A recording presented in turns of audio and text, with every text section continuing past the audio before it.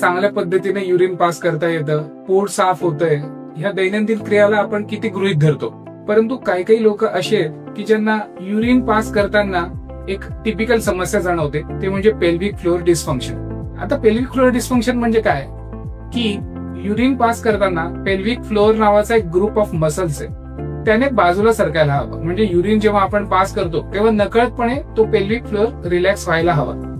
तर बऱ्याचशा पुरुषांमध्ये युरिन पास करताना हा मसल रिलॅक्स होत नाही आणि त्याच्यामुळेच युरिनला अडथळा जाणवू लागतो. पुरुषांमध्ये हा दिसणारा त्रास थोड्या बहुत कमी अधिक प्रमाणात बायकांमध्येही दिसतो.